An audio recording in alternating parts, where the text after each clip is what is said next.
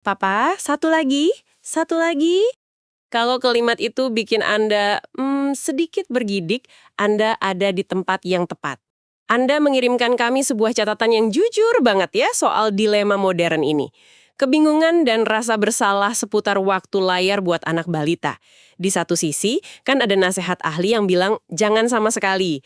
Tapi di sisi lain, kita hidup dikelilingi gawai. Rasanya mustahil banget kan? Dan dilema ini, rasanya universal sekali. Kita semua pernah di posisi itu. Yang bikin pembahasan kita hari ini spesial itu sumber yang Anda bagikan. Ini bukan teori abstrak dari buku. Ini studi kasus personal yang luar biasa detail dari seorang ayah. Seorang ayah yang kerjanya di bidang teknologi, ironis ya, yang mengubah rasa frustrasinya sendiri menjadi sebuah sistem yang beneran berhasil buat anaknya yang umur 3 tahun. Tepat. Jadi, misi kita kali ini adalah membongkar perjalanannya langkah demi langkah. Kita nggak cuma akan lihat apa yang dia lakukan, tapi kita coba gali lebih dalam soal pergeseran pola pikirnya. Nah, ini buat Anda yang mungkin lagi di tengah-tengah pergulatan yang sama persis saat ini. Oke, kita mulai dari awal ya. Gambaran sebelumnya. Ada ironi yang cukup pedih di sini. Seorang ayah yang kerjanya bikin aplikasi, tapi merasa gagal total ngelola gawai buat anaknya sendiri. Sumber kita ini melukiskan rutinitas yang spesifik banget. Anaknya nonton YouTube 2 kali seminggu, tapi sifatnya pasif. Autoplay-nya nyala terus, dan kontennya sama sekali nggak terkurasi. Nah, ini yang dia sebut sebagai lingkaran setan rasa bersalah. Coba bayangin jebakannya ya. Pas Anda kasih gawai, Anda merasa bersalah. Tapi pas Anda coba ambil, anaknya ngamuk. Yang akhirnya bikin Anda merasa bersalah juga karena udah bikin dia nangis. Jadi serba salah. Betul. Situasi tanpa kemenangan. Ada konflik internal yang luar biasa di sini. Rasa bersalah, bingung, dan akhirnya, ya, rasa nggak berdaya. Dan kayaknya ada satu momen puncak ya kan? Titik terendahnya gitu. Betul sekali. Catatan itu cerita soal sebuah tantrum yang parah banget. Anaknya nangis meraung-raung selama 30 menit penuh. 30 menit? Iya, bukan nangis biasa. Dia sampai nolak makan, bahkan nggak mau nyentuh mainan favoritnya. Cuma karena tabletnya diambil.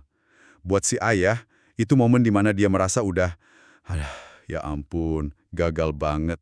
Dia merasa gawai udah merusak anaknya. Setelah tantrum separah itu, rasanya kayak mustahil ya keluar dari lingkaran setan yang Anda sebut tadi. Terus apa yang dia lakukan? Apa yang berubah? Nah, disinilah titik baliknya. Malam itu, setelah anaknya tidur, dia duduk merenung, frustrasi. Lalu dia teringat sesuatu.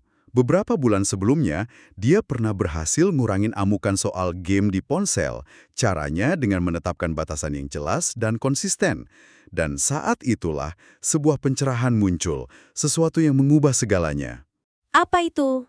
Dia sadar, masalahnya itu bukan pada gawainya, bukan tabletnya. Bukan. Bukan, tapi pada cara anak itu menggunakannya. Selama ini dia nanya, boleh atau nggak boleh. Malam itu, dia sadar itu pertanyaan yang salah. Ah, oke. Pertanyaan yang benar adalah, bagaimana caranya? Oke, cara pakainya. Itu kan luas sekali ya, maksudnya gimana? Apa aja yang termasuk dalam cara pakai yang salah itu? Dia mengidentifikasi 3 perbandingan kunci. Yang pertama itu pergeseran dari pasif menjadi aktif. Selama ini kan anaknya cuma natap layar, otaknya kayak spons aja gitu, nyerap apapun yang dikasih algoritma. Tujuan barunya adalah bikin anaknya mikir dan berinteraksi sama kontennya. Ah, jadi dari sekedar melotot, jadi ikut mikir. Masuk akal. Tapi kan itu susah dilakukan kalau anaknya nonton sendirian, sementara kita sibuk ngerjain yang lain. Apa itu masalah berikutnya? Tepat sekali. Itu membawa kita ke perbandingan kedua. Dari sendiri menjadi bersama.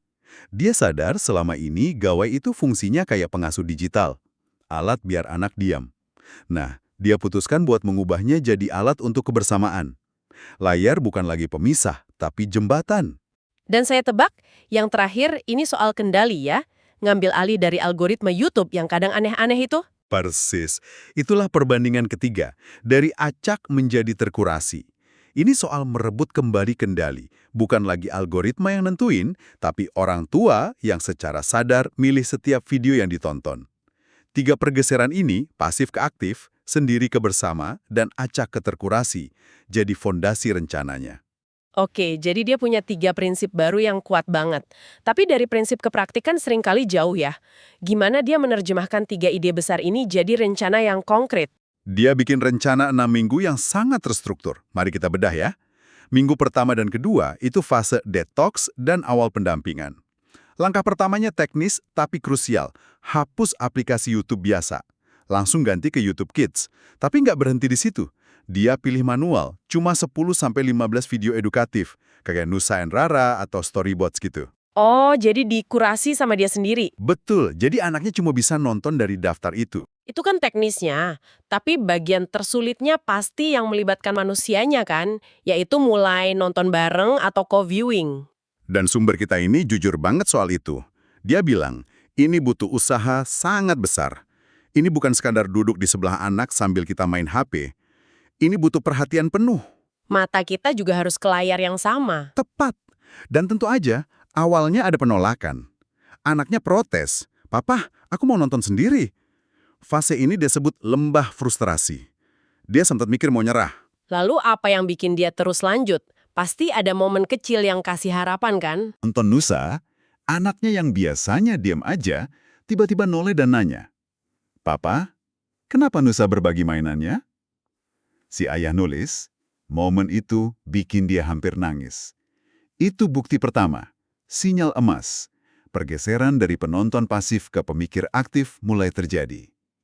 Pertanyaan kenapa, itu kemenangan kecil yang bikin dia terus maju. Oke, jadi setelah ada harapan itu, gimana dia bangun momentum di minggu-minggu berikutnya? Apa level selanjutnya? Dia masuk ke fase kedua, minggu ketiga dan keempat. Diskusi lanjutan dan aktivitas tambahan. Di sini dia ngenalin 2 ritual baru yang menurut saya brilian. Pertama, after talk. Diskusi singkat sekitar 5 menit setelah nonton. Oh, ngobrolin yang tadi ditonton gitu ya? Iya, bahas apa yang mereka lihat, apa yang disukai anak, apa pelajarannya. Dan ritual kedua? Ritual kedua itu extension activities, aktivitas lanjutan. Ini cara yang pinter banget buat jembatenin dunia digital sama dunia fisik. Contohnya kayak gimana? Biar kita bisa bayangin. Contohnya praktis banget. Misalnya, abis nonton video soal berbagi, si ayah langsung keluarin biskuit dan mereka latihan berbagi sama ibunya. Oh, langsung praktek. Iya. Atau abis nonton video soal warna, mereka langsung ambil krayon dan gambar bareng, mengidentifikasi warna-warna yang baru dipelajari. Jadi ini kayak jembatan ya? Bikin konsep di layar jadi sesuatu yang nyata. Ini kayaknya juga solusi buat masalah tantrum pas gawe diambil, ya kan? Tempat sekali. Yang menarik di sini tuh betapa efektifnya teknik ini buat ngatasin masalah transisi. Amukan kan sering terjadi pas transisi dari nonton ke aktivitas lain. Dengan nyambungin tontonan ke permainan fisik, transisinya jadi jauh lebih mulus, lebih natural. Diskusi sampai aktivitas lanjutan, kayaknya udah komprehensif banget. Apalagi yang dia tambahin di fase akhir, di minggu ke-5 dan ke-6. Di sini ada satu pergeseran penting lagi. Dari video yang cenderung pasif, dia mulai ngenalin aplikasi interaktif kayak Khan Academy Kids. Di aplikasi ini, anak gak bisa cuma nonton. Dia harus mikir, milih jawaban, berinteraksi buat lanjut. Ini level selanjutnya dari keterlibatan aktif. Dan kayaknya ada satu ritual lagi yang ditambahin di fase ini, yang dia sebut paling penting dari semuanya. Betul. Dan ini mungkin kuncinya. Dia nambahin ritual special time. Waktunya singkat, cuma 15-30 menit setiap hari. Aturannya simple, perhatian penuh dari orang tua, nggak ada gawai sama sekali, dan yang terpenting, Apa itu? anak yang memimpin permainan. Oh, Anak yang milih mau main apa. Entah itu main balok, pura-pura jadi dinosaurus, apapun. Orang tua ngikut 100%. Ini penyeimbang sempurna dari waktu layar yang terstruktur. Ini waktu di mana anak merasa sepenuhnya dilihat dan didengar. setelah 6 minggu kerja keras yang intens ini, apa hasilnya? Sepadan nggak sama usahanya? Hasilnya, menurut catatannya, melampaui ekspektasinya.